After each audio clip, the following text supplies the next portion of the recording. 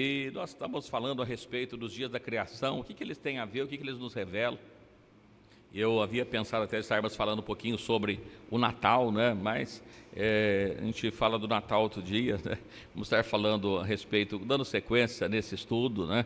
E que muitas pessoas estão preocupadas por aí, preocupadas com o Natal, preocupadas de fazer comida, e muitos dizem, né, que o Natal é uma festa cristã, mas não tem nada de cristã nessa festa, né? Jesus não nasceu em dezembro.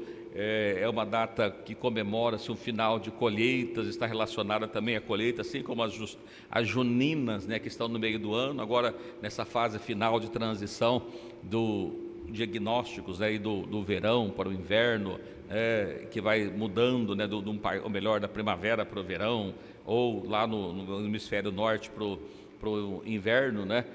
Para os dias 22, 23, por aí, que muda-se a estação, e essas datas tudo tem a ver com colheitas. Mas nós, dando sequência no texto que nós havíamos falado, nós estamos falando a respeito dos dias da criação, o que Deus revela em cada um desses dias, né? E até aqui nós temos chegado ao quarto dia, mostrando a relação que tem cada dia com cada milênio, e terminamos de falar do quarto dia com o início, ou melhor, com o final dos 4.000 anos, né? Então nós vamos estar tratando agora dos 2 últimos 1.000 anos para cá, e evidentemente que não tem tanta informação assim na Bíblia, porque de Cristo, né, a Bíblia, o Novo Testamento, as cartas de Paulo, que foram dadas até Apocalipse, né, que está por volta do ano 96, então praticamente vai até o 1º século apenas que a Bíblia registra. Os demais a gente não encontra tantos registros bíblicos assim, porque a não ser coisas que o Apocalipse está relatando para o tempo do fim.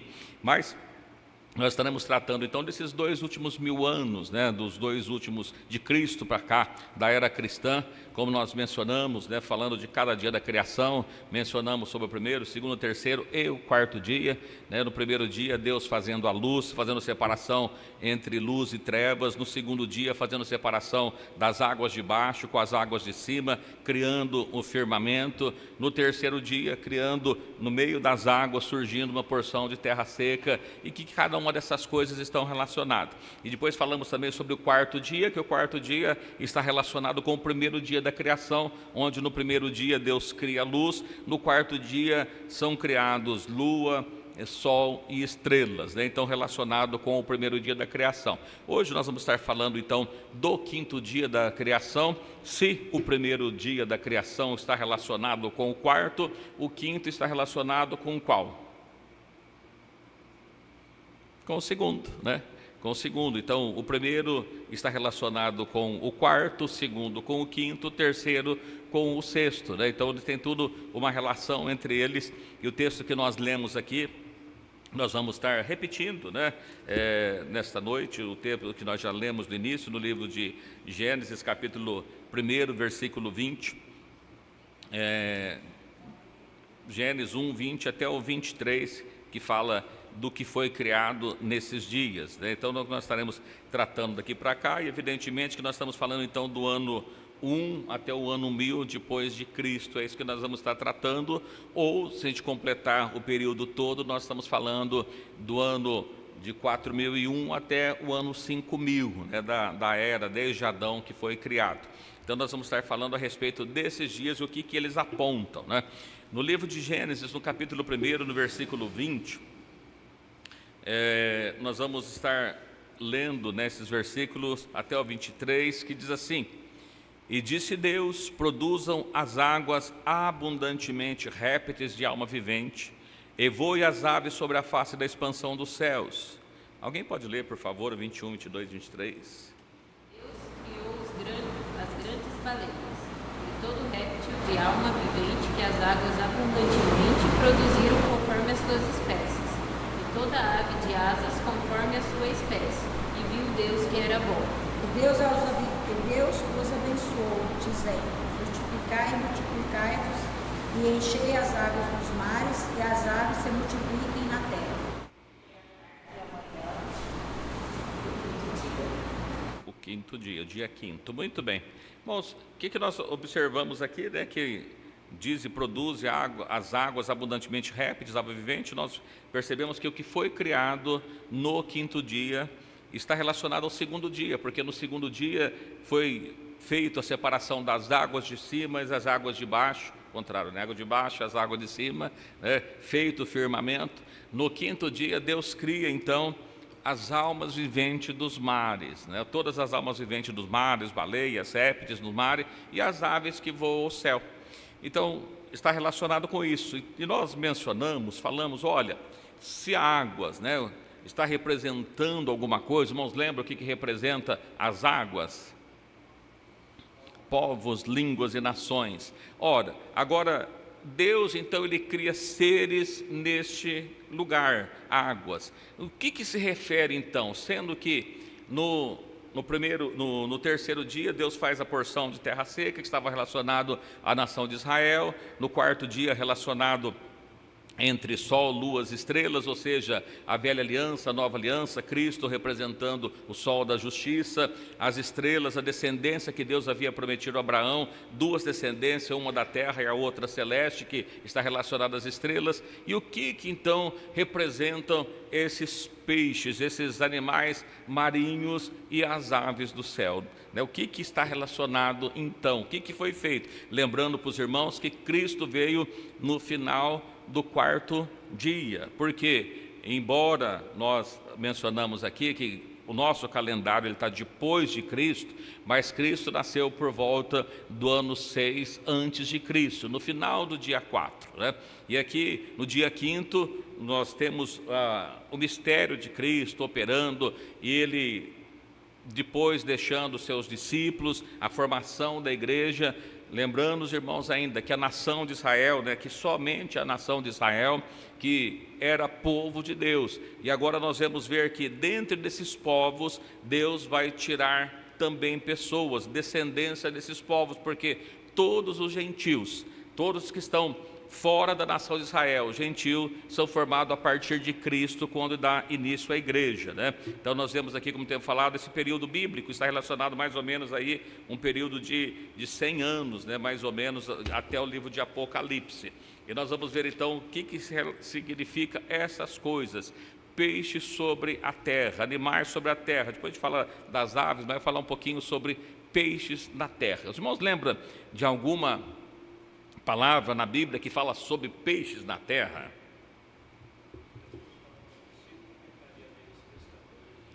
Jesus falou para os discípulos que ele seria pescadores de homens, mas lá atrás, em uma das bênçãos que é dada para um dos filhos de José, né, eles falam que ele seria como peixe sobre a terra. E vamos dar uma lida para falar um pouquinho a esse respeito, né? E aqui, lógico que nós vemos que Deus abençoou. Deus disse que o que foi feito nesse dia foi bom, apenas no segundo dia que ele não menciona que foi bom o que ele fez, né? Agora todos os demais estão muito bom, frutificar, multiplicar, deu a bênção que estavam ali sobre essas pessoas, né?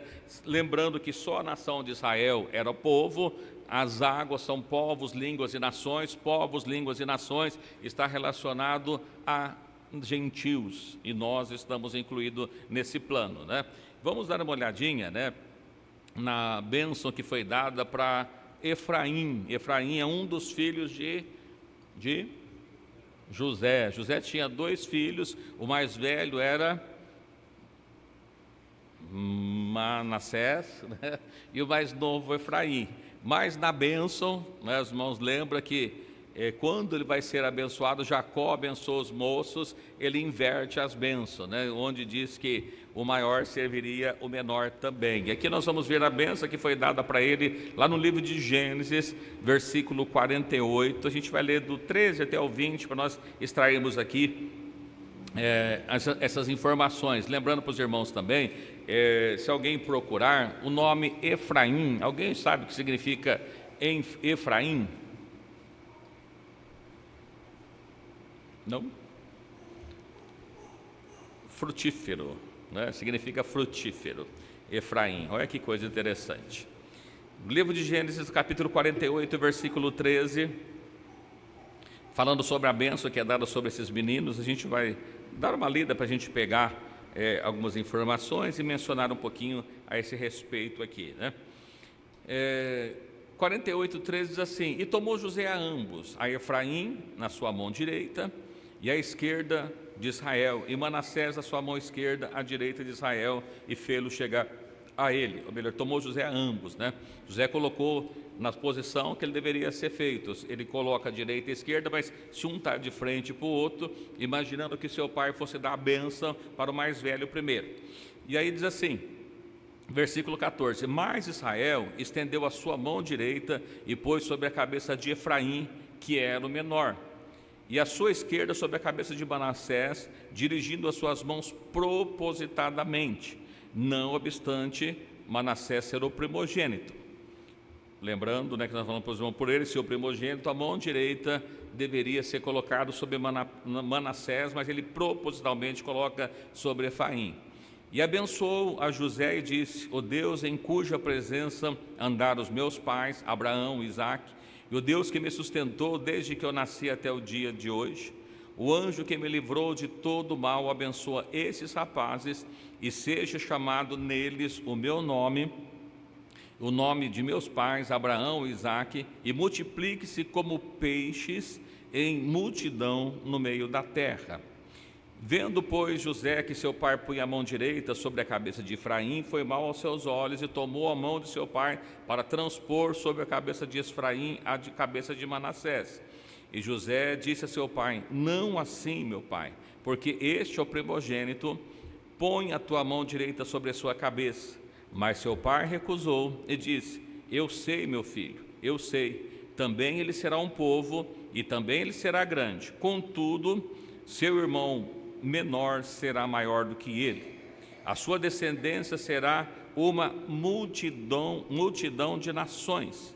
Assim abençoou naquele dia, dizendo: em ti abençoará Israel, dizendo: Deus te faça como a Efraim, como Manassés, e pôs Efraim diante de Manassés. Essa é a bênção que foi dada. Perceba aqui que temos algumas coisas interessantes, né? Que quando José vê que a bênção vai dar sobre o menor, e o direito de primogenitura, ou seja, era do maior, do primeiro dos filhos, mas ele está invertendo. E aí ele tenta dizer: não, meu pai, olha, não é desse jeito. Fala: não, vai ser dessa forma. E aí ele diz assim: ó, nele vai ser colocado o meu nome. Lembrando, irmão, sobre o nome, né, dele, de Jacó. Jacó teve o nome mudado para Israel. E as tribos de Israel foi dividida, né, em 12 tribos. Porém, com o reino dividido, né, essas tribos se dividindo, com o passar do tempo, se tornaram duas tribos, a tribo de Israel e a tribo de Judá. A tribo de Israel, também conhecida como a tribo de Efraim. Por quê? Quando divide-se as tribos, e as 10 tribos do norte, ela não fica sobre a família de Salomão, né, sobre os descendentes de Davi. O rei que assume, ele era da tribo de Efraim, né? E aqui nós percebemos que ele passa a ser o cabeça das suas famílias, e muitas vezes a tribo do norte também é chamada de casa de Efraim, ou casa de Judá. Nós vemos esse termo lá em Oséias, que ele cita a casa de Efraim, por estar relacionado com as tribos do norte, né? Aqui nós observamos que Deus, mudando o nome, ele diz que multiplique-se como peixe em multidão no meio da terra. Perceba que essa bênção que é dada, peixe não vive no meio da terra, peixe vive na água, né? Mas a bênção que foi dada é que ele deveria ser multiplicado como peixes no multidão no meio da terra. Na sequência aqui nós observamos que diz assim, olha, no versículo 19: mas seu pai recusou e disse: eu sei, meu filho, também será um povo e também será grande, contudo teu irmão menor será maior do que ele, né? Essa tribo de Efraim, ela se torna maior do que a de Manassés, que era grande. Da sua descendência sairá uma multidão de nações. Irmãos, por que multidão de nações? O que significa uma multidão de nações? Várias nações, não só uma nação, mas várias nações. E essa profecia, ela acaba se cumprindo quando a Síria leva cativo as tribos de Israel, e é colocado lá em Samaria, né, gentios, pessoas gentios, mistura-se a semente e ela é esparramada por todo mundo. Então muitos, agora os descendentes de Efraim, quando Oséias fala que chamou um povo que não era povo, essa casa de Efraim, nós estamos incluídos nela porque elas são esparramadas pelo povo, né? Entre as nações, entre os povos, eles vão viver, se mistura, as 10 tribos de Israel são misturadas pelos mundos e ele se torna uma multidão de nação, porque ela se torna vários povos que nascem daquele povo lá, inclusive, né? Na bênção que dada a Israel, nós entramos exatamente aqui nessa casa, nessa família, família de Efraim, nessa multidão de nação. E aqui é a primeira coisa que nós observamos, a multidão de peixe, multidão de nação. E aqui nós observamos também, né, que o cumprimento dessa bênção ela vai acontecer no dia 5, né, no 5º dia, ou seja, no 5º milênio ou no 1º milênio depois de Cristo. E nós vamos estar lendo um pouquinho a esse respeito, né? Olha, esse texto que nós falamos aí, ele está lá no livro de Mateus, né, que Jesus falando sobre os homens que deveriam ser pescadores de homens. No livro de Mateus, capítulo 4, versículos 18 a 22.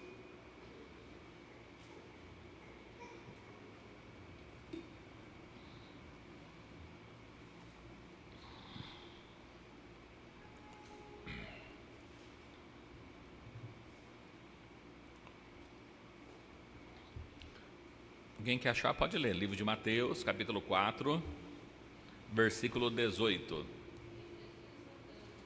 Mar da Galileia, viu 2 irmãos, Simão, chamado Pedro, e André, os quais lançavam as redes ao mar, porque eram pescadores. Ele disse: vinde após mim, e eu vos farei pescadores de homens.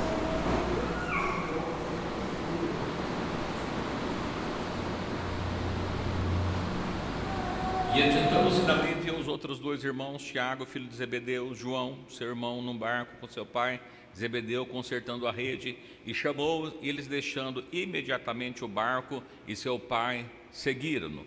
Então veja que Jesus chama pescadores de peixes para ser pescadores de homens, cumprindo-se aquilo que Deus havia prometido lá atrás, na bênção de Efraim, que ele seria uma multidão como peixes sobre a terra. Deus agora começa a chamar, Deus manda que eles chamem os primeiros discípulos, os primeiros apóstolos, para que possa estar indo pescar homens sobre a face da terra. Então o que nós percebemos aqui, irmãos? Cumprimento que estava acontecendo depois de Cristo, né? Até Cristo a salvação era só da nação de Israel.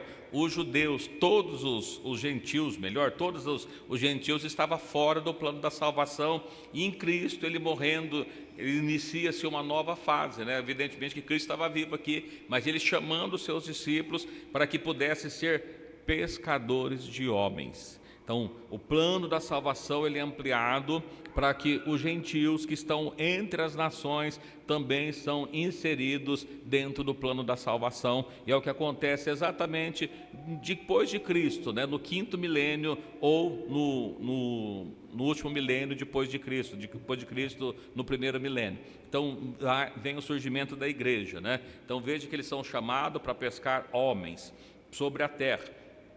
E aqui nós vamos ver que há uma grande dificuldade da igreja, do povo de Israel, em receber os gentios, porque eles tinham que o gentio era imundo, a nação de Israel não podia sequer sentar junto com um gentio para que pudesse comer, não podia entrar na casa dele, porque desde que ele entrava ele se contaminava e se tornava impuro, era o que a lei dizia. Mas quando Cristo vem e ele muda todas as coisas, né? Nós vamos ver que lá no livro de Atos, agora quero ler um texto para os irmãos, no livro de Atos, Cristo já havia ascendido ao céu, já tinha ido aos céus, e agora os discípulos estão pregando o evangelho. Os irmãos conhecem o texto de Estevão, que ele é apedrejado, né? Nós vemos os outros irmãos que estão indo, vem uma grande perseguição e a igreja começa a se espalhar. E aqui no livro de Atos dos Apóstolos temos um texto que é bastante conhecido sobre o centurião Cornélio, né? Atos dos Apóstolos, no capítulo 10,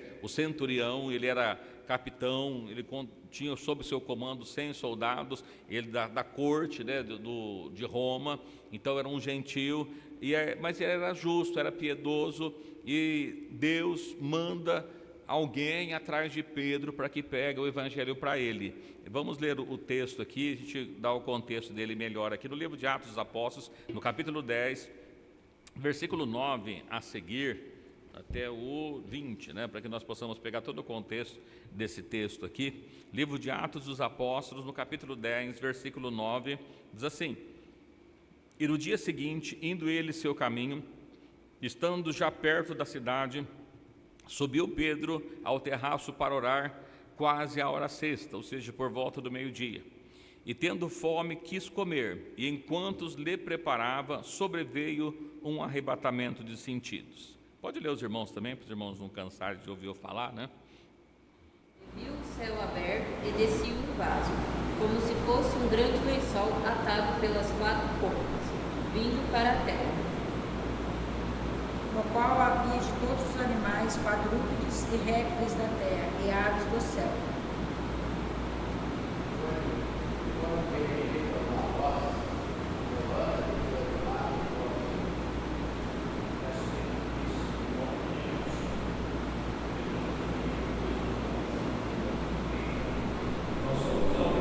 Aqui, né? Então Pedro estava ali, ele sobe para orar por volta do meio-dia, tem fome enquanto é preparado alguma coisa, diz que vem um arrebatamento de sentidos, e ele viu, né, teve uma visão de céu aberto, descendo um vaso preso, né, um lençol preso às 4 pontas, onde havia todas as espécies de animais quadrúpedes, feras, répteis e aves do céu, e disse para ele uma voz: mata e come, né? Pedro, vendo aquilo, disse: de maneira nenhuma, Senhor, eu nunca comi coisa imunda, eu nunca comi. Dentro da lei, né, havia uma proibição onde vários tipos de animais não podiam ser mortos, nós não podiam comer, que contaminavam. E a visão que Pedro tem é exatamente isso, desses animais que até então era considerado imundo para os judeus. E aí mostra para eles assim: come, mata, come. E ele disse: Senhor, de forma nenhuma, eu nunca comi coisa comum e coisa imunda. E aí, seguindo o texto, né, segunda vez disse a voz: não faça comum ao que Deus purificou.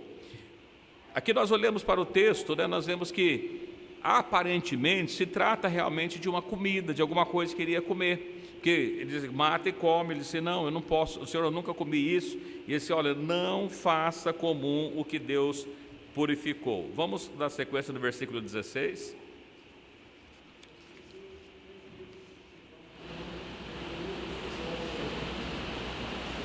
17. E estando Pedro continuando acerca do que seria aquela visão que ele tinha visto, eis que os homens que foram enviados por conta de Cornélio pararam à porta perguntando pela casa de Simão.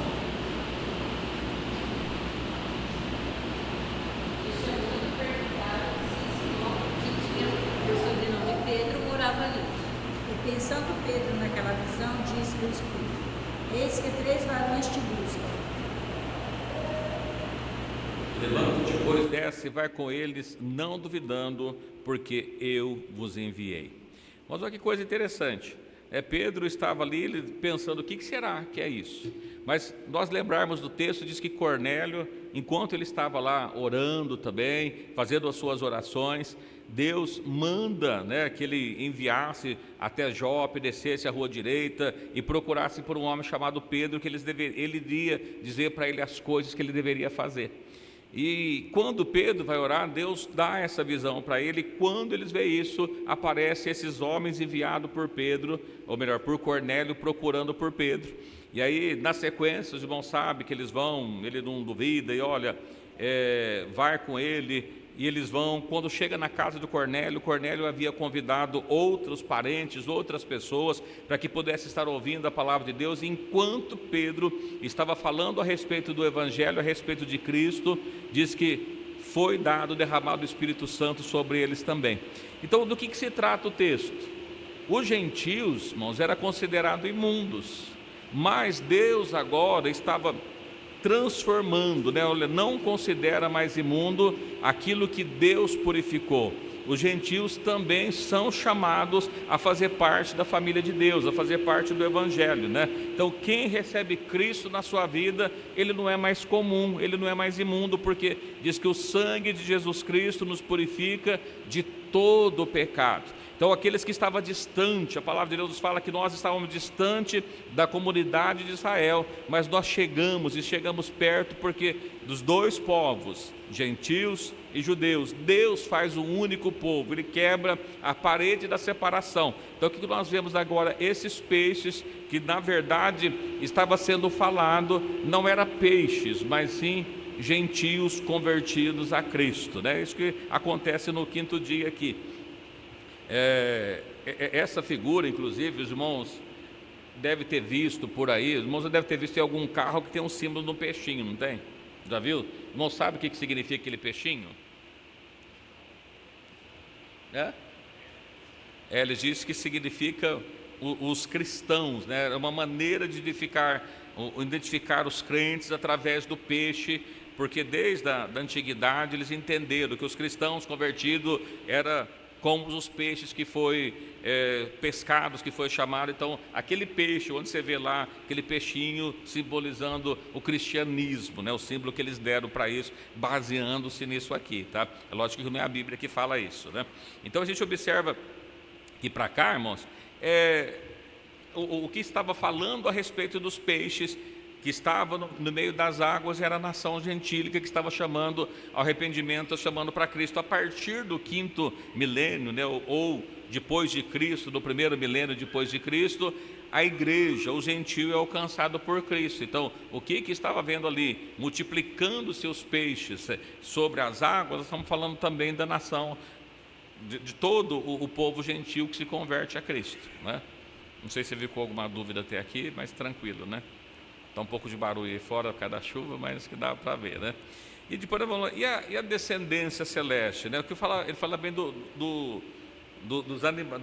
pombos, os animais, as aves do céu. E aqui nós observamos também que Deus, Ele usa essa figura, né, de ave para representar alguma coisa. Vamos dar uma lida, o que é? Eu acho que o irmão já deve lembrar o que significa, né? Olha o que acontece no livro de Marcos, capítulo 1, versículos 9, 10 e 11, falando a respeito do batismo, né, de Jesus.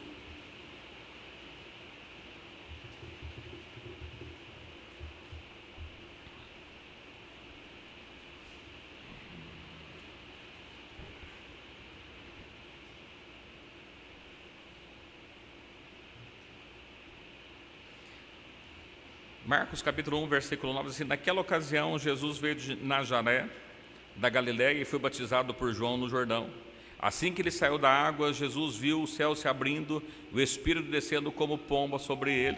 Então veio dos céus uma voz dizendo: tu és o meu filho amado, em ti me agrado, em ti me comprazo, né? Mas o que nós vemos aqui? Ave, o Espírito Santo não é pomba, tá?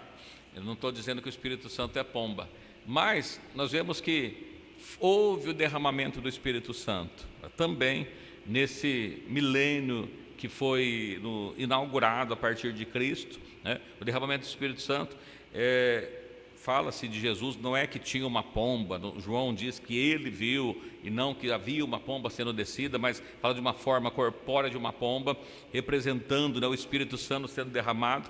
E depois lá no livro de Atos dos Apóstolos, no capítulo 2, aqui nós vemos que Jesus, né, João viu isso com Jesus, mas lá no livro de Atos dos Apóstolos nós percebemos também que o Espírito Santo foi derramado sobre quem?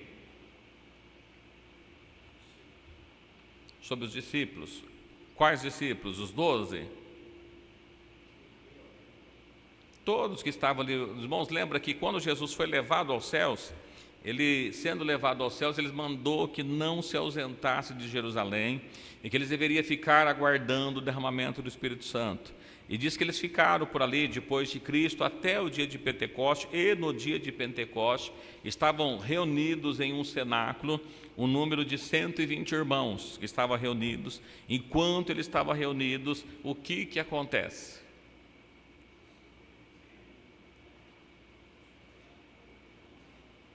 Um vento impetuoso e veemente encheu toda a carne foram vistos línguas, né, como que de fogos derramados sobre eles, e todos foram cheios do Espírito Santo. E naquela cidade, Jerusalém, por ocasião do Pentecoste, da festa que ele subia, né, 3 vezes ao ano, e do Pentecoste era uma delas, subia, havia pessoas de todas as nacionalidades. Quando ele chega, fica a todos: esse povo estão bêbados. E Pedro, cheio do Espírito Santo, disse: não, esse povo não está bêbado, sendo ainda a 3ª hora do dia, ou seja, às 9 da manhã. Mas cumpriu o derramamento do Espírito Santo. Só para nós registrar esse texto, né, no livro de Atos dos Apóstolos, capítulo 2, verso 2, 3 e 4, né?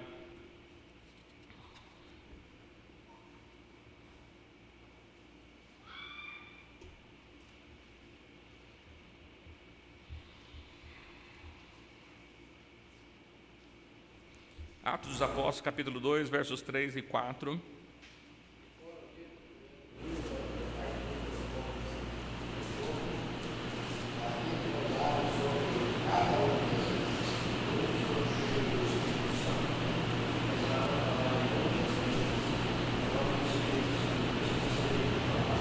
Amém. Deu 3 e o 4, né? 2 assim: de repente veio do céu um som como de um vento veemente, impetuoso, encheu toda a casa em que estavam sentados. E aí foram todos cheios do Espírito Santo, né? O que aconteceu? Então, nesse período, irmãos, nós temos o crescimento da igreja gentílica, o derramamento do Espírito Santo, a perseguição da igreja, mas a igreja que estava cheia do poder de Deus, revestida do poder de Deus, sendo esparramada por todas as localidades da terra. E como nós dizemos para os irmãos, que está registrado na Bíblia até por volta do ano 100, 96, na verdade, né? Quando João estava na ilha de Patmos, é relatado na Bíblia. Depois desse período para cá, evidentemente que não temos mais os registros bíblicos, né?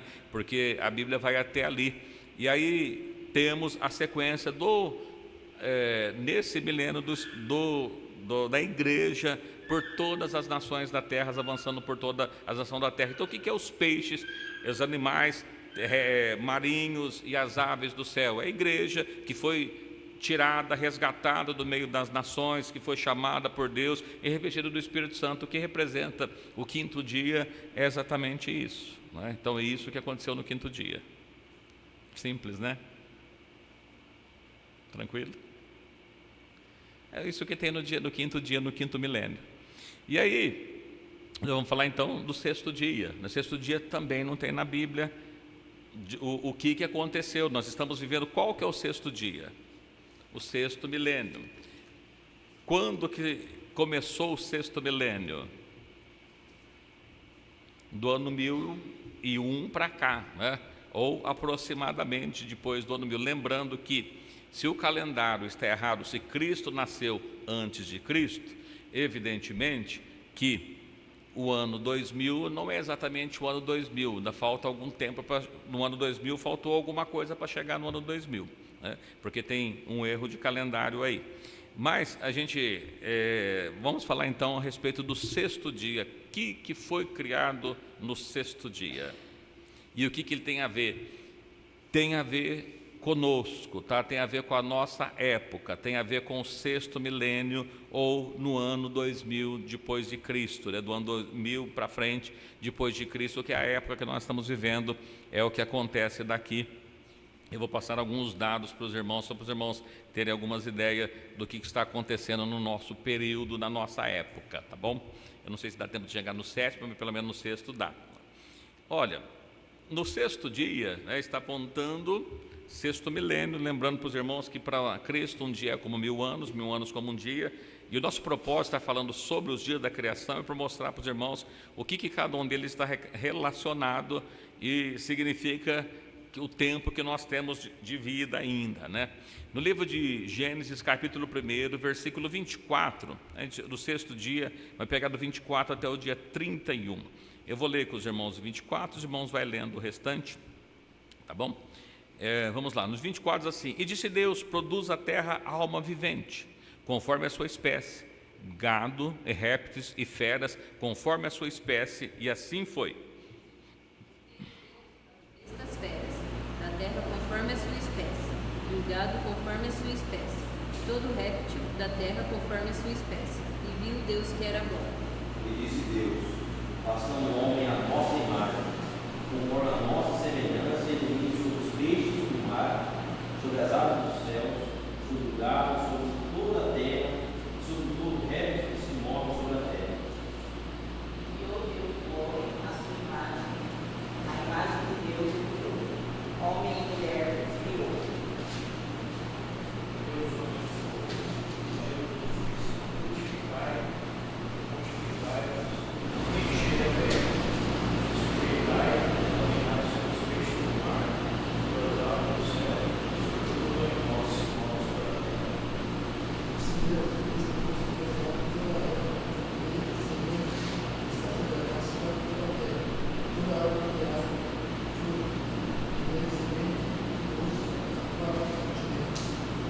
E todo animal da terra e toda a ave dos céus, e todo réptil da terra em que há alma vivente, toda a erva verde será para mantimento, e assim foi.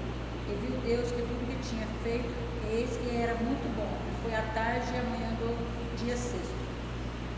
Muito bem, terminamos o sexto dia. Olha que coisa interessante. O que acontece aqui? Mas o que é criado no sexto dia? No sexto dia é criado todos os restantes dos animais que não foram no quinto, e ele faz algum destaque, né, a respeito das bestas fera, né? Quando a gente observa no livro de Apocalipse, o que a gente encontra? Besta, a besta do Apocalipse, aquela fera do Apocalipse. O que aponta uma besta, uma fera? Nós já falamos aqui que no livro de Daniel, no capítulo 7, ele menciona 4 animais, feras: o leopardo, o leão, o urso, aquele animal horrível e espantoso, que aqueles animais estão apontando para impérios, para reinos.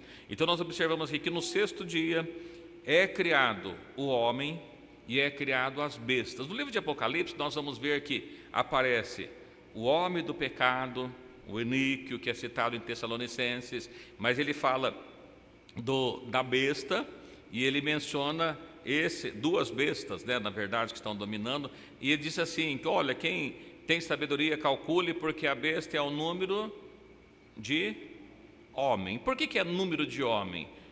O homem foi criado no sexto dia. Número 6 está relacionado ao homem, número 6 está relacionado à besta. Por isso que nós vemos lá a conjunção do 666, né? Um número não chega a 7, não é completo, mas é um número falho. Ele está relacionado a número de homem, porque o homem foi criado no sexto dia. Mas outras informações que nós temos aqui no texto, no versículo 26, que o homem ele tinha uma função. Qual que era a função do homem? Ele deveria dominar sobre as bestas, sobre os peixes, sobre as ervas e sobre todas as coisas. O homem, ele perde o seu domínio quando ele peca, quando ele dá ouvido ao diabo. Então ele perde o seu domínio e agora ele passa a ser dominado pelo diabo, pelo pecado, né? A Bíblia fala que o Deus desse século, ou seja, o diabo, que tem o poder, que foi dado para o homem perdeu por causa do pecado, mas isso estava lá no sexto dia, que foi dado esse domínio para ele. E nós observamos que lá em Apocalipse, ele fala na sétima trombeta, né, que os reinos do mundo passam a ser do nosso Senhor, ou seja, Deus ele toma de volta o domínio lá no sétima trombeta, que está um pouquinho mais para frente, mas o domínio que havia sido dado para o homem, ele perde.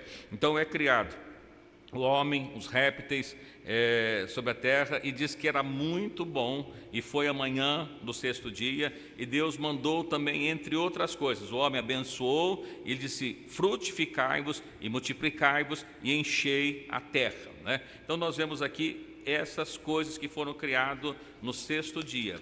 A gente pegar a primeira parte que fala aqui, irmãos, ou melhor, essa parte de multiplicação, né, de frutificar e aumentar. Eu peguei uns dados aqui para passar para os irmãos. Eu não sei se os irmãos sabem qual que é a população mundial hoje. Alguém tem ideia de quantos habitantes existem no mundo? Passamos de 8 bilhões, né? Mas até o ano de 1750, os irmãos têm ideia de quantos habitantes existiam? Até 1750, ou seja, há 270 anos atrás, mais ou menos, a população da Terra não chegava a 800 milhões. Em 5.750 anos, a população não passou de 1 bilhão, era menos de 800 milhões. Para ser mais específico para os irmãos, segundo os dados, né, era de 791 milhões até o ano de 1750. Se nós pegarmos com 100 anos a mais, 1850, aí nós tivemos uma população que passou de 1 bilhão 250, ou seja, 1850, aí temos 150 e poucos anos de lá para cá, 170, né, estamos em 2023. Então, em 5.850 anos, demorou para que a população da Terra atingisse a marca de 1 bilhão de pessoas. 5.850 anos.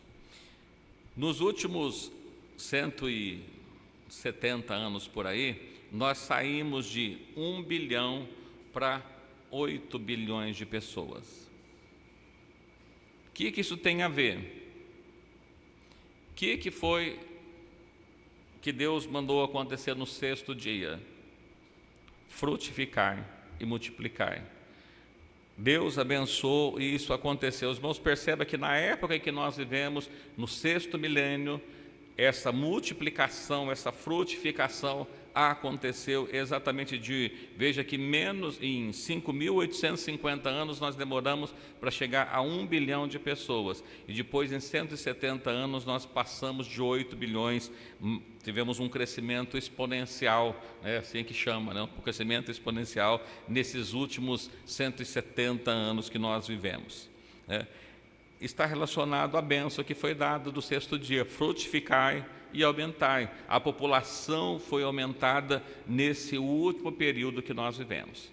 Então, é um dos dados que nós temos, irmãos, pode procurar esses dados que estão ali, né, na internet. Em 15/11/2022, né, a população mundial diz que atingiu a marca de 8 bilhões. Então, nós estamos com certeza com muito mais do que isso. Quando nós observamos alguma das profecias, lembra que o profeta Daniel disse que nesse tempo, no último tempo, teria alguma coisa que seria multiplicada, que a ciência seria multiplicada? Os irmãos têm ideia do tanto que a ciência se multiplicou nos últimos anos? Alguém aqui do ano de 1994, né? Já alguém em 94 conhecia um computador? Em 94 começou a surgir os primeiros PCs, personal computer, né? Ou seja, os computadores pessoais, porque o que existia antes disso era aqueles grandes computadores que não servia para muita coisa. De 94 surgiu os primeiros PCs, né, compactos, todo mundo pode ter na sua casa. Quanto que é? De 90 e pouco, né? Quem teve um celular chamado tijolão? Pesava quase 2 quilos, né? Pessoal, um tijolão que ele pesava quase 2 quilos. E para que servia? Para fazer alguma ligação. Nós estamos falando dos anos 90 para cá. Em 20 e poucos anos, os irmãos têm ideia do que mudou a telefonia celular? Quem teve aquela internet de escada, que demorava 10 minutos para conectar, e 5 minutos depois ela caía, você precisava de novo tentando conectar, né? Os irmãos mostram o que isso tem a ver com a multiplicação da ciência no sexto dia, no sexto milênio, multiplicando. Nós observamos essas coisas que estão acontecendo, irmãos, exatamente o que foi dado por Deus no sexto dia ou no sexto milênio, né? Qualquer um que tiver um pouquinho mais de tecnologia, nós lembrarmos aí, pegar esse que nós estamos falando aí, o celular servia só para falar e olha lá, né? Hoje ninguém usa nem o celular mais para falar, usa para tantas coisas, para falar de vez em quando, mas ele serve para muitas outras coisas. E isso mostra o quê? Que aquilo que foi dito para o sexto dia está acontecendo. Quando nós observamos, nós falamos para os irmãos ali a respeito dos tempos do fim, da geração, né? A gente não sabe exatamente em que ano nós estamos, porque se perdeu alguns anos pelo caminho aí. Alguns acreditam, né, que Cristo tenha sido levado aos céus por volta do ano 30, 28 a 30. Então significa que desde que Cristo foi aos céus para cá, até por volta do ano 30, nós estamos fechando o segundo milênio, né? Os 2000 anos. Que aí depois do sexto dia vem o quê? O sétimo. Né? Então nós estamos vivendo os últimos dias sobre a face da Terra. As pessoas dizem, existe bilhões de anos a bilhões de anos. Pode até existir bilhões de anos que tinha uma Terra sem forma e vazia. Mas desde que houve vida, nós temos no máximo 6.000 anos, não mais do que isso. Não tem jeito disso acontecer segundo os relatos bíblicos, né? Então no sexto dia, o que vai acontecer na transição do sexto para o sétimo dia? Vai se levantar o homem que tem o número 666. Vai levantar as bestas do Apocalipse, na transição do sexto para o sétimo dia, ou do sexto para o sétimo milênio. Então, o que nós estamos fazendo para os irmãos aqui não é só para mostrar para os irmãos, olha que legal, coincide os dias, né? Não é só isso, mas, irmãos, ter uma ideia de que nós estamos finalizando o sexto dia, estamos no final do sexto dia. A ciência está se multiplicando. Nós vemos aí, tivemos a pandemia, e em pouco tempo se saiu uma vacina. As pessoas dizem, olha, mas para ter uma vacina demorava 15 anos. Isso foi feito em 1 ano, 2 anos, já foi realizado. E agora tem tecnologia mais rápida para fazer mais coisas mais rápidas. Estamos na virada do sexto para o sétimo dia. É isso que ele está tentando mostrar para os irmãos. Então, não é só para mostrar para os irmãos, olha que legal que as coisas aconteceram, né? Então, isso que nós vemos para os irmãos aqui, irmãos, olha, com a multiplicação, né, temos o surgimento da besta relacionado ao homem que foi feito no sexto dia. O número que eu falei para os irmãos está lá em Apocalipse. Dá uma olhadinha lá no Apocalipse, capítulo 13, versículo 18.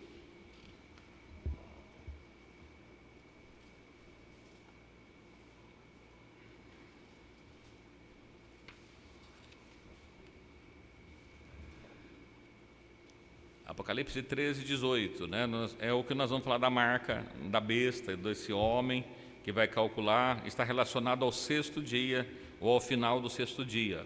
Apocalipse 13, 18 diz assim: aqui é sabedoria, aquele que tem entendimento calcule o número da besta, porque é o número de um homem, e o seu número é 666, 666. No sexto dia foi criado o homem, no sexto dia foi criado as bestas, está relacionado a isso. Aí nós ficamos pensando assim, mas quando é que esse homem vai surgir? Né? Paulo escreveu lá em Tessalonicenses, vamos pegar o texto de Tessalonicenses, 2 Tessalonicenses capítulo 2,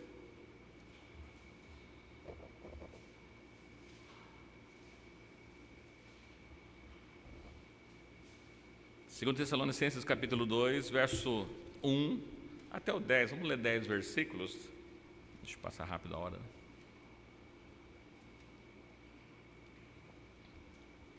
Ora, irmãos, rogamos-vos pela vinda de nosso Senhor Jesus Cristo e pela nossa reunião com Ele. O que Paulo está falando aqui, irmãos? O que é a vinda de Cristo e reunião com Ele? Arrebatamento da igreja, né? Irmãos, eu estou rogando para vocês, por causa do arrebatamento, né, nós estarmos com Cristo, que não vos movais facilmente do vosso entendimento, nem vos perturbeis, quer por espírito, quer por palavra, quer por epístolas, como de nós, como se o dia de Cristo estivesse perto. Ou seja, Paulo estava falando para a igreja de Tessalonicenses lá atrás, olha, o dia de Cristo não está perto, vai demorar. Paulo lá atrás, tá? Nos anos 70, 60, por aí, né? Ele está escrevendo isso aí.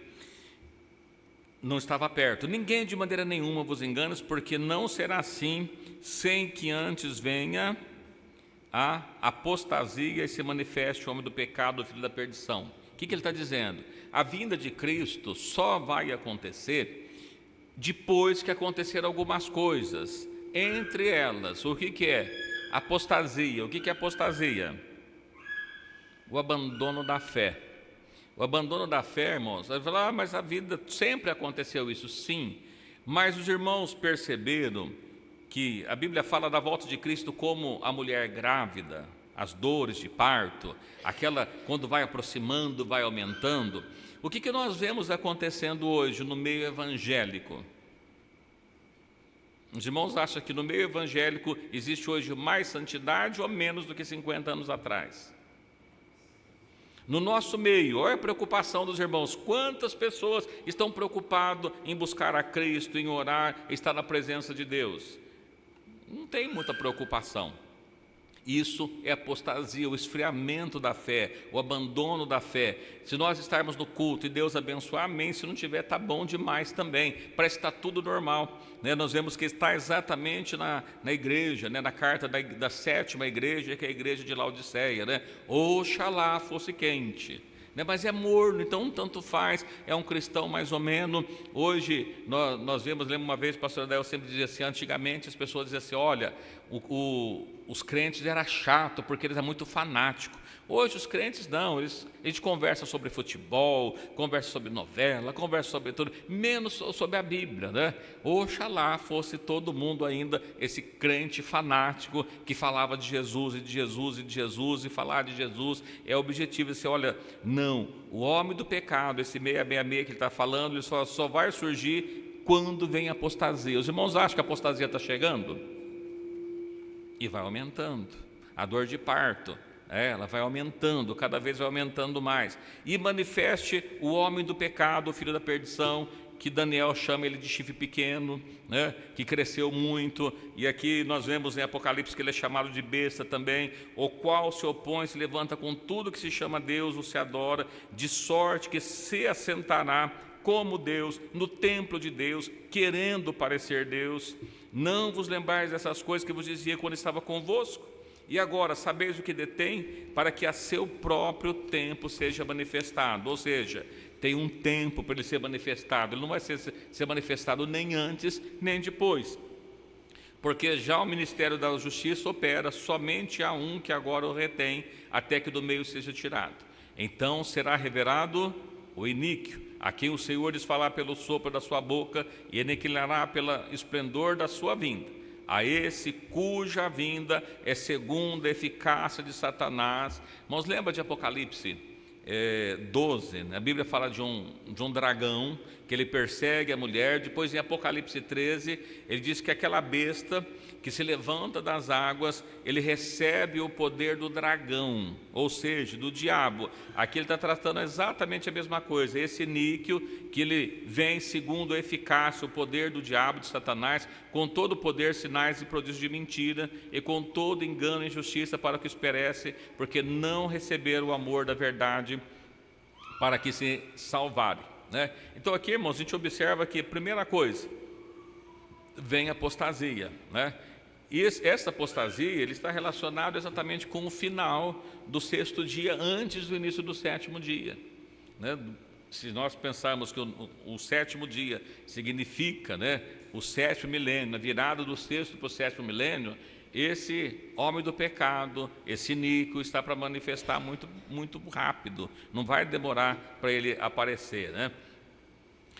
A besta, nós falamos, representa um governo. Os animais foram criados no 6º dia, né? E as nações vão dar o poder para essa besta, para esse ser que vai se levantar. Quando que ele surge?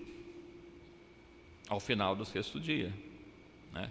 A virada do 7º, antes de iniciar o 7º. Os irmãos acham que falta muito tempo para iniciar o 7º milênio? Então, olha o que a Bíblia fala para nós. Aqui nós mencionamos, eu falei aqui de Apocalipse 13, olha, vamos dar uma olhadinha lá de volta em Apocalipse 13, que fala das bestas, né? Apocalipse 13, 1 e 2.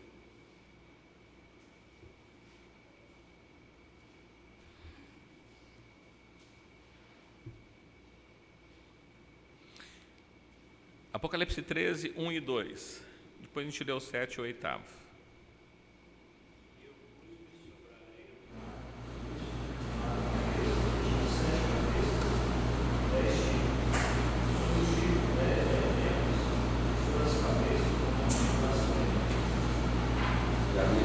E era semelhante ao leopardo, os seus pés como os de urso, o corpo como o de leão, e o dragão deu o seu poder, o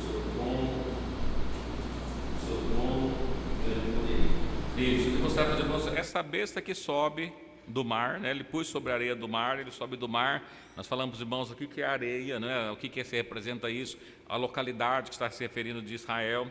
Nós vemos aqui que essa besta era semelhante ao leopardo, ao urso e ao leão, ou seja, semelhante ao leopardo, com os pés de urso, a boca de leão, que nós observamos aqui, essas três bestas, essas três feras, está relatado no livro do profeta Daniel, no capítulo 7. É o mesmo fato, ou seja, a composição dos mundos, essa besta que surge, né, ela é composta ou ela faz parte desses domínios que existiu.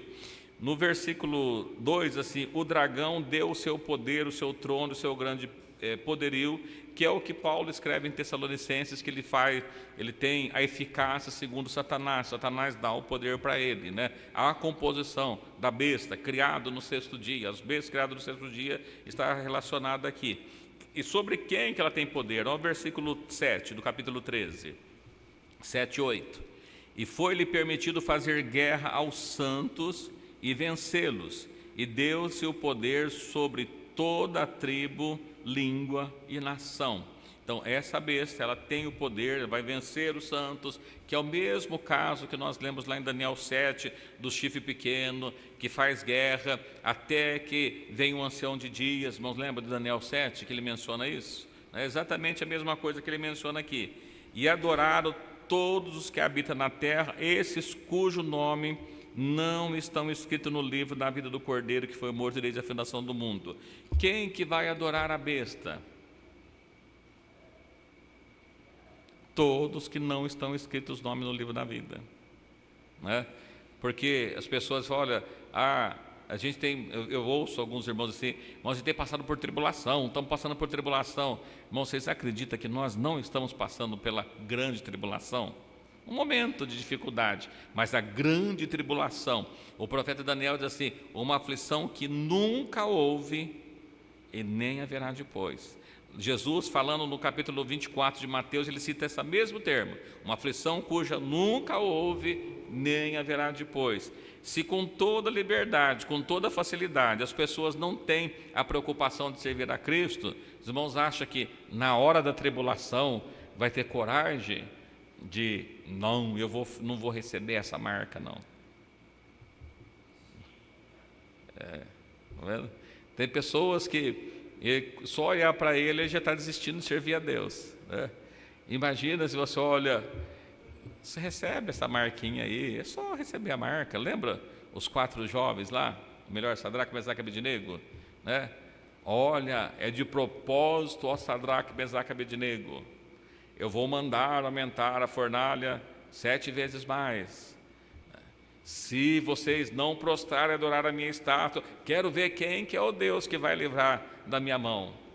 Eles não podiam só dar uma baixadinha lá, tá beleza, rei, Senhor, o Senhor me perdoa, mas eles vão me matar se eu não ajoelhar aqui, né?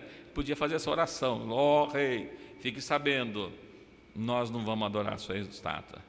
Se Deus quiser matar, ele vai matar, se não vai nos livrar, mas ele pode te livrar da tua mão, né? Então veja que o que está falando, irmãos, é a mesma coisa aqui, né? Então a gente observa que Deus está mostrando para nós alguma coisa. Olha que coisa interessante, os irmãos lembram que na festa da Páscoa nós tínhamos uma figura. O Cordeiro da Páscoa, ele era separado em que dia? No dia 10. Que dia que ele era morto? No dia 14, 4 dias depois. Não é isso? Se nós pegarmos de Adão até a morte de Cristo, quantos dias se passaram? 4 dias. Ele morre na virada do 5º milênio, do 5º milênio. Então, veja que tem uma figura, olha, por que 4 dias? Do dia 10 ao dia 4, 4 dias depois Cristo morre, né? Então, veja que tem algumas informações. Quando nós percebemos na Bíblia, ele fala para nós de 7 festas, nós falamos, irmãos, das 7 festas. Irmãos, lembra das 7 festas? Que tinha a Páscoa, os ázimos, as primícias. Depois, 50 dias depois, Pentecoste. Depois, no mês 7, trombetas, expiação e tabernáculos. As 3 primeiras festas se cumpriu integralmente em Cristo, na primeira vinda dele. O Pentecoste se cumpriu no dia de Pentecoste, quando a igreja estava reunida e foi derramado o Espírito Santo. E as últimas festas? O que está faltando? Trombetas. O que a trombeta anuncia? A expiação. O que é a expiação? Se nós lembrarmos de Daniel, capítulo, falando a respeito da semana de Daniel, Daniel 9:27, ele fala que aquelas semanas tinham um propósito: acabar com o pecado, né? Quando que o pecado vai acabar? Quando Cristo voltar, na segunda volta de Cristo, na festa de expiação. Lembra que na festa da expiação, o sacerdote entrava no Santo dos Santos, enquanto ele estava lá dentro, o que o povo fazia? Ficava do lado de fora aguardando até que o sacerdote saía do Santo dos Santos. O que a igreja está fazendo? Aguardando Cristo voltar do Santo dos Santos. Ele está lá no Santo dos Santos. As trombetas começam a tocar e nós aguardamos a volta dele, a saída dele do Santos dos Santos, né? Que quando ele sai do Santos dos Santos, a próxima festa é a festa de tabernáculos, né? Onde ele vai estar levando para nós estarmos no 7º dia com ele. Temos 7 festas aí anunciadas, né? Então, 7 dias. Por que 7 dias? Ele mostra para nós 7 milênios. Quando que se dava as últimas festas? Em que mês? Mês 7, não é? No 7º milênio nós damos o final de todas essas coisas, né? Não sei se os irmãos conseguem compreender o que nós estamos falando aí. Então o dia 6 está relacionado a isso, né? O que é o dia 6? O levantamento do anticristo, o levantamento das bestas, o homem do pecado, se dá no final do dia 6. O que falta? O dia 7. Temos aí uns 10 minutinhos, os irmãos, que a gente fala do dia 7, né? E o que é o dia 7? Descanso. Verdade. O dia 7 é o descanso. Embora os irmãos sabem que no descanso os sacerdotes trabalhavam mais, né? No sábado, porque no 7, o que as pessoas faziam no 7º dia? Não ia fazer a oferta, os sacrifícios. E quando eles iam fazer os sacrifícios, quem trabalhava imolando os cordeiros? O sacerdote. Então é um dia de descanso, mas um dia de trabalho para o sacerdote, né? Então é uma coisa muito interessante. Até o dia 6, tudo tranquilo aqui, irmãos? Olha que gostoso, né? Vamos falar do dia 7 então, para os irmãos verem? Talvez a gente passe uns 5 minutinhos. Podemos falar do dia 7? Vamos falar do dia 7 e nós terminamos a semana hoje, amém? Vamos falar do dia 7 então. Olha, o dia 7 está lá no livro de Gênesis, agora capítulo 2, versos 1, 2 e 3.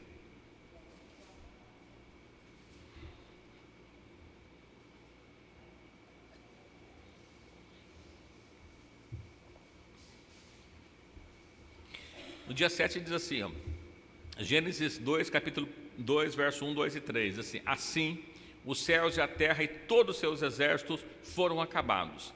E havendo Deus acabado no 7º dia a obra que fizeram, descansou no 7º dia de toda a sua obra que tinha feito, e abençoou Deus o dia 7º e o santificou, porque nele descansou de toda a obra que fizera. Amém.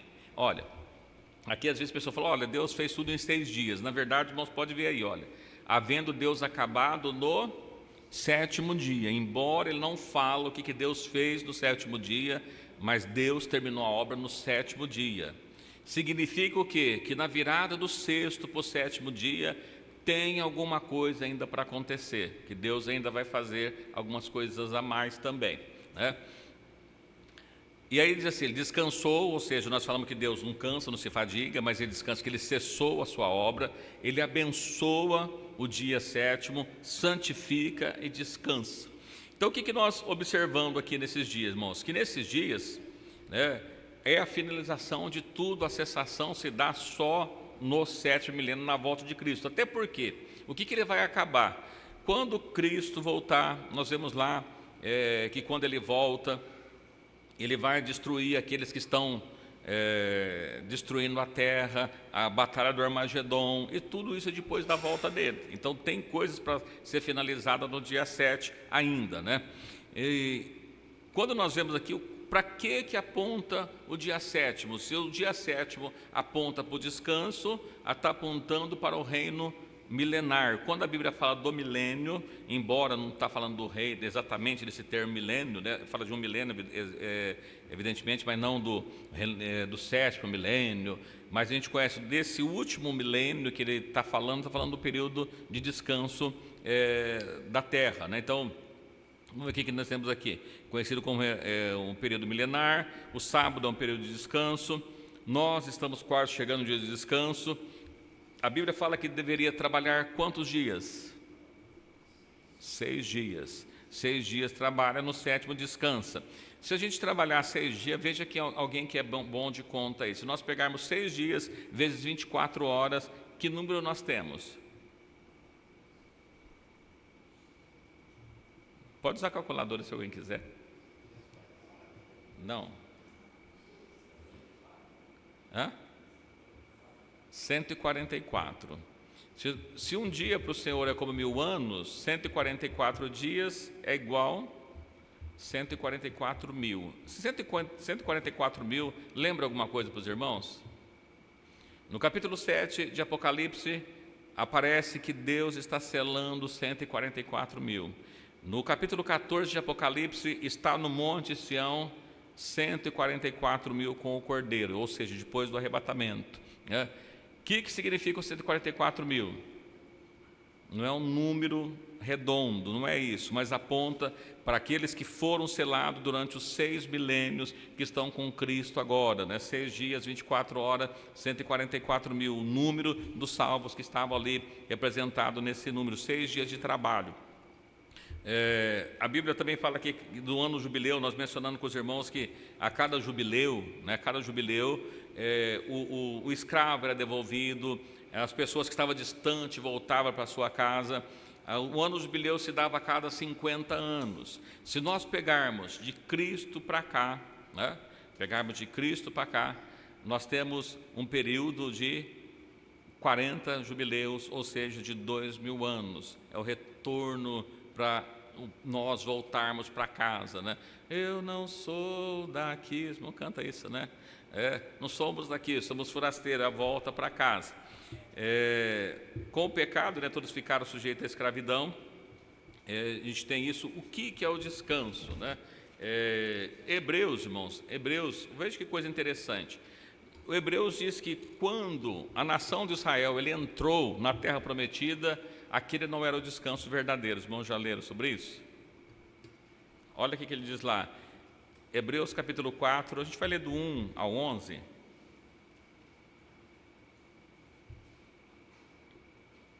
Diz assim: temamos que, porventura, deixada a promessa de entrar no seu repouso, pareça que alguns de vós fica para trás. Lembra, Hebreus está no Novo Testamento.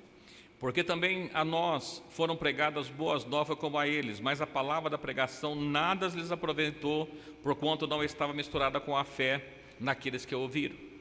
Porque nós, o que temos crido, entramos no repouso, tal como disse: assim jurei na minha ira, não entrarão no meu repouso, embora suas obras estivessem acabadas desde a fundação do mundo.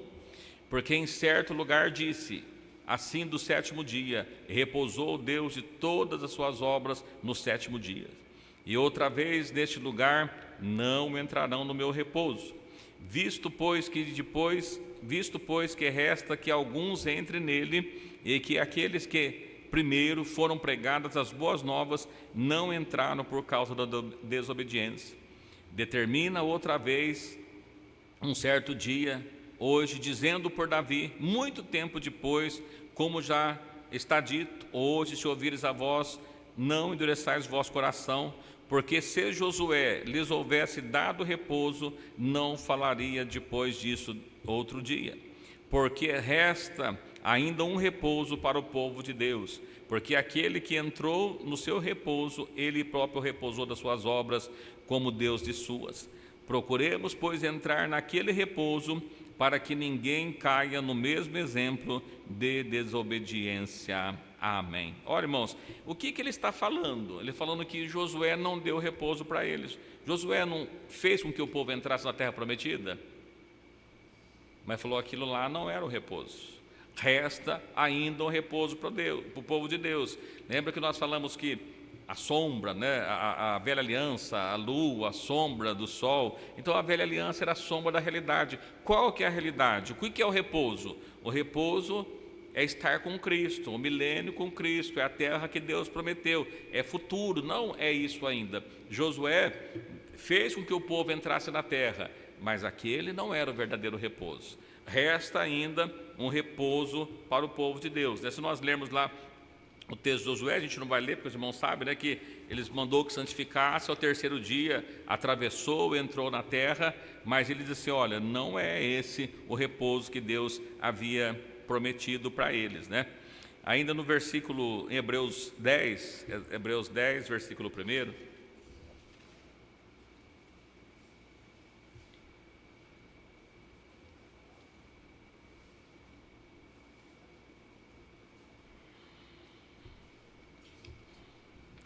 diz assim, Hebreus 10, 1, porque tendo a lei a sombra dos bens futuros e não a imagem exata das coisas, nunca pelos mesmos sacrifícios que continuamente se oferece cada ano pode aperfeiçoar o que eles chega. O que é a sombra, irmãos, das coisas que está falando? Veja que o que aconteceu lá atrás na velha aliança é sombra do que Deus vai fazer no futuro, na Nova Jerusalém, que desce dos céus ataviada como a noiva, Colossenses 2, 16 e 17.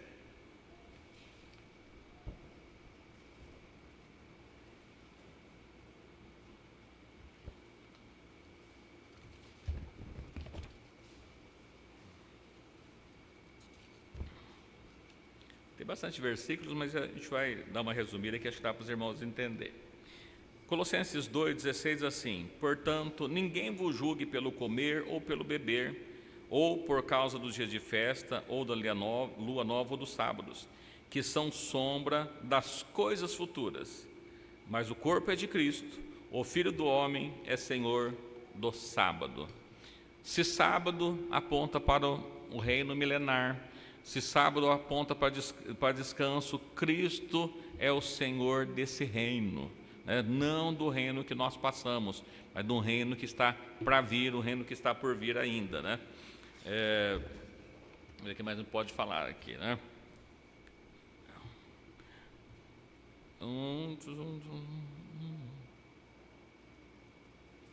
eu falei para os irmãos aqui de trabalhar, tem um texto interessante, olha, o livro de Mateus, capítulo 12, versos 5 até o 8.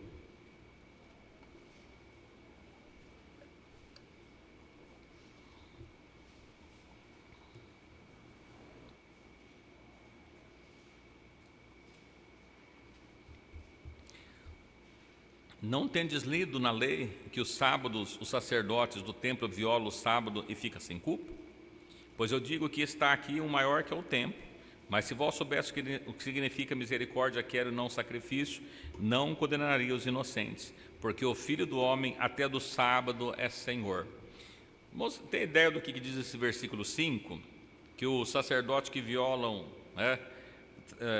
os sacerdotes do templo violam o sábado e fica sem culpa. Irmão, sabe por que significa isso? Porque o sacerdote era o único que trabalhava no sábado. A lei diz que não podia trabalhar no sábado. O sacerdote trabalhava, então ele violava a lei, mas ele ficava sem culpa porque ele ofereceu o sacrifício pelos outros. O que eu estou dizendo com isso aqui? Olha, no milênio com Cristo, a Bíblia fala que nós seremos reis e sacerdotes. O sétimo milênio é um milênio de descanso, mas é um milênio de trabalho também para o sacerdote, porque os servos de Deus que estão com Cristo serão reis e sacerdotes. Sobre quem? Sobre as nações. Que nações? Aí precisamos falar um pouco mais sobre o milênio, que vai mais tempo sobre isso. Então, só para os irmãos ter uma ideia aqui do que estamos falando, olha, Cristo, Ele é o Senhor do sétimo milênio. Os reinos do mundo voltam a ser do nosso Senhor, hoje está na mão do diabo, Então, o que é o sétimo milênio? Eu vou ler só o texto que fala sobre esse mil anos, que ele não menciona milênio, mas os 1000 anos, que está lá em Apocalipse capítulo 20, que ele está dividido ali em partes, mas dá para a gente entender. A gente não vai ler todo, irmãos, porque ele é bem longo, tá? Apocalipse 20, verso 1 diz assim: E vi descer do céu um anjo que tinha a chave do abismo, uma grande cadeia nas suas mãos. E ele prendeu o dragão, a antiga serpente, que é o diabo e Satanás, e amarrou por 1000 anos. Tem pessoas que acreditam que o diabo já está preso. Tem gente que diz, não, o diabo já está preso. Mas se o diabo está preso, quem que é o Deus desse século? Mas ele fala de um período aqui que o diabo vai ser amarrado por 1000 anos. É o 7º milênio esse aqui, né?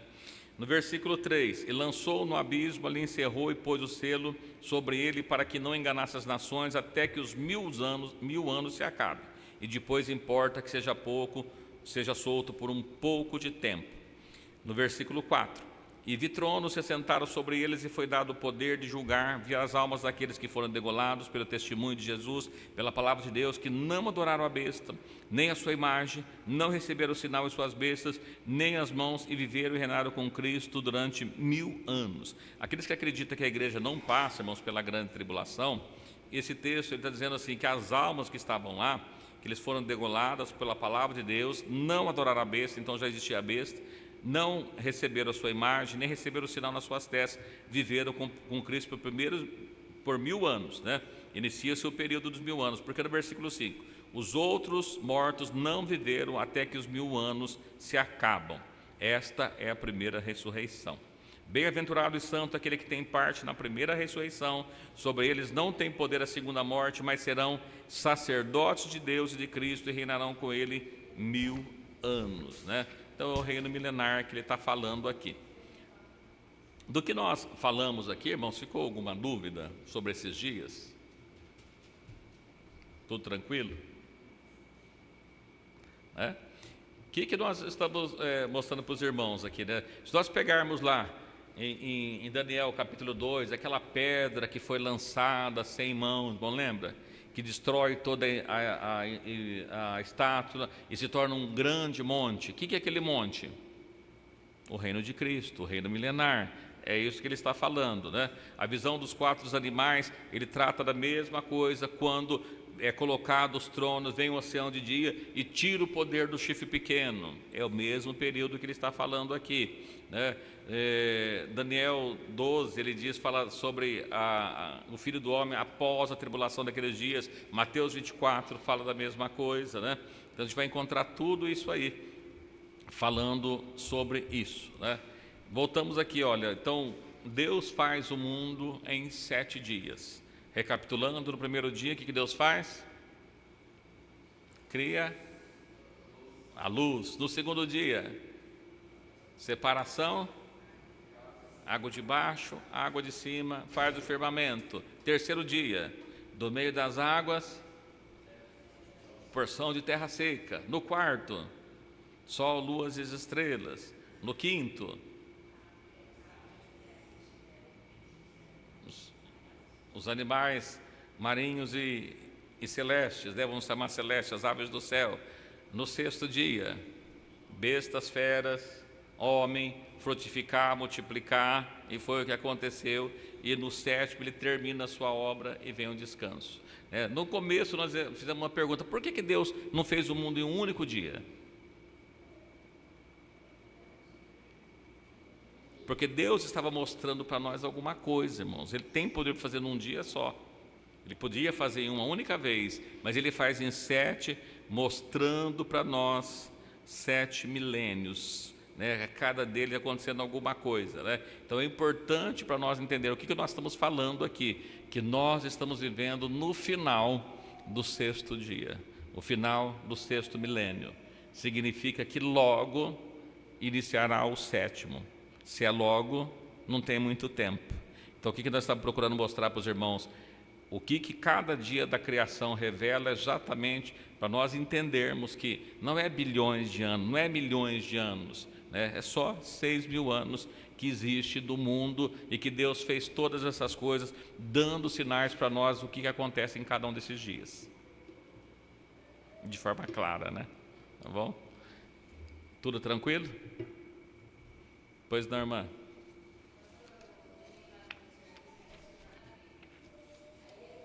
Para mim, assim, se vestiu de dinossauro. Aí eu falei, Então, a Bíblia fala, lá no livro de Jó, ele menciona sobre uma criatura chamada Leviatã, no livro de Jó. Quando nós lemos sobre esse Leviatã, ele é um animal grande, de grande porte, que soltava fogo, tipo um dragão, pelo que dá para parecer. Então existiu? Pode ser que tenha existido. Mas, se eles existiu, provavelmente eles devam ter vivido até o dilúvio só. Porque depois do dilúvio, acabou, não tem mais, né? Então, existiam animais grandes. Se a gente ler o livro de Jó, a gente vai perceber que ele menciona esse animal lá, que às vezes a pessoa até confunde, né? E diz assim, que diante dele até a tristeza se torna em alegria, né? E parece falar diante de Deus. Não é diante de Deus, é diante do Leviatã. Mas pode ver, o texto que está falando lá é do Leviatã. Não estou com o texto aqui agora, mas é de Jó. Então ele menciona que tinha um Leviatã. Então pode ser que tenha existido animais grandes, sim. E deve ter existido no dilúvio, deve ter acabado e não retornou mais, né? Porque eu acho que não deve ter entrado na arca nenhum dinossauro, porque não sobrou, que todos que entrou na arca sobrou as espécies depois, né? Depois não menciona mais. Mas a Bíblia não menciona exatamente dinossauro, então não sei. Amém? Quando? Sim.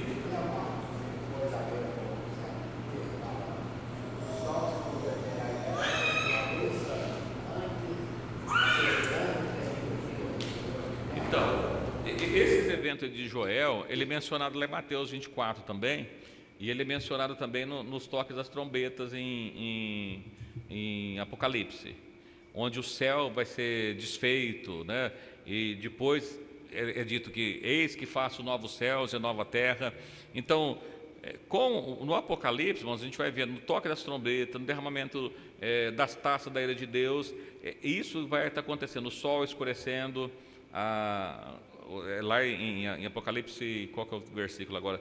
Uma das trombetas, ele fala que o céu se enrolou como um pergaminho, as potências do céu estão sendo abaladas, as estrelas estão sendo caídas, tudo isso vai acontecer, dando cumprimento ao profeta Joel, né?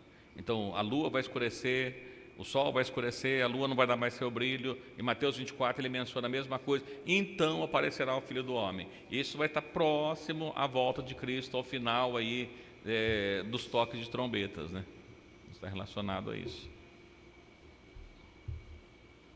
Amém? E não havendo perguntas, significa que tudo está claro e esclarecido, né?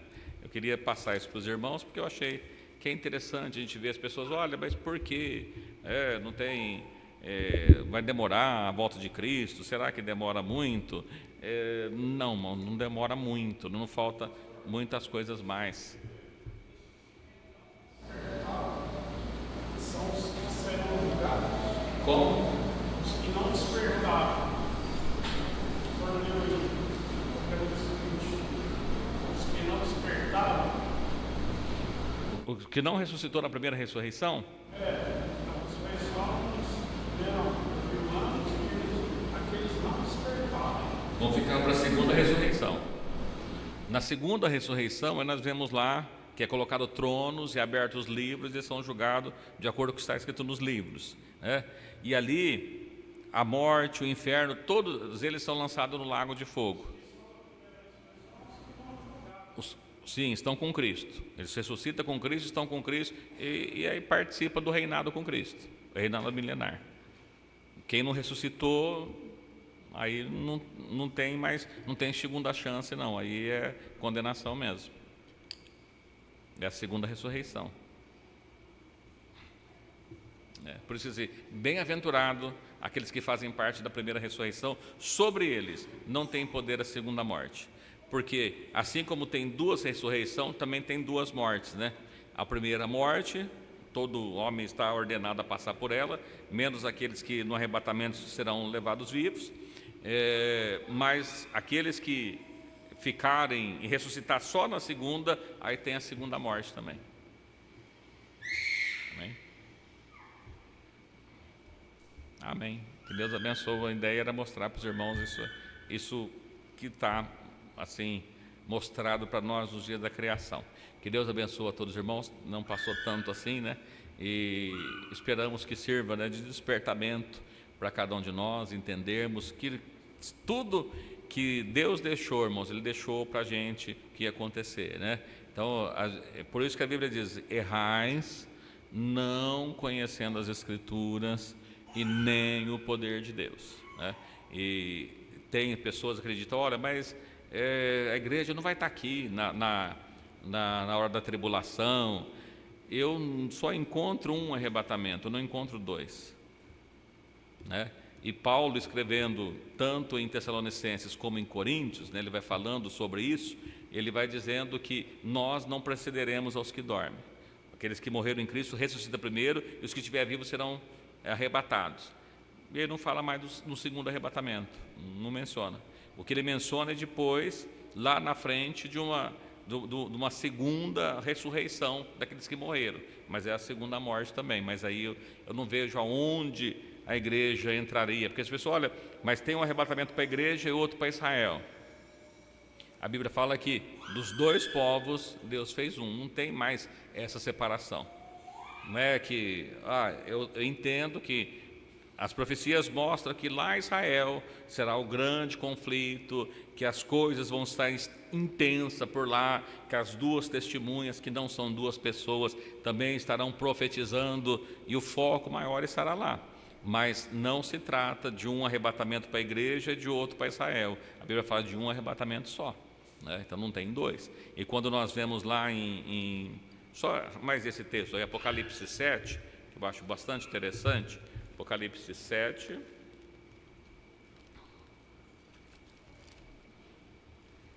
pegar aqui que eu não lembro qual que é o versículo. Apocalipse 7,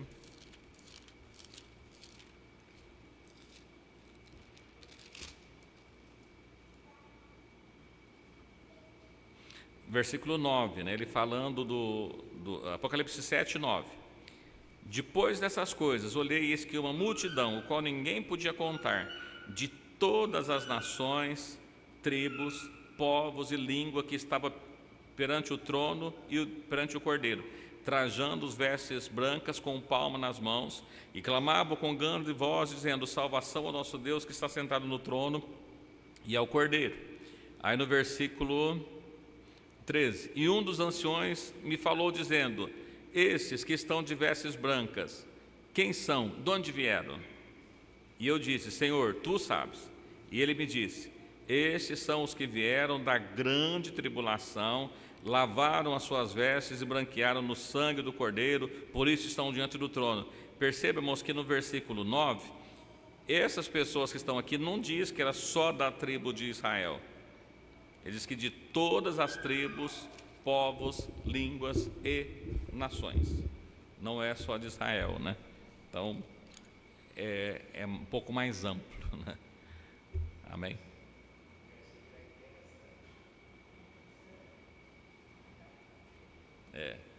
Então, falar, não, a igreja está tranquila. Não, a igreja não está tranquila, não. A igreja precisa estar revestida do poder de Deus, é diferente, né? Que Deus abençoe a todos os irmãos. Lembrando os irmãos que sábado nós temos o culto do Jardim Marquês, domingo, né, pela manhã, tem reunião? Não, evangelização domingo pela manhã, domingo à noite temos o culto. Todos convidados para que possam estar participando. Também no dia 31, né, nós temos o culto da passagem do ano, aqui nesse templo. Aí no dia 31 temos o culto às 9 horas da noite. Os irmãos podem convidar todo mundo que quiser, não tem problema nenhum, né? Não é fechado, é para todos os irmãos. Pode estar chamando para que possa estar adorando ao Senhor Jesus. Vamos agradecer a Deus por essa noite que Ele nos preparou.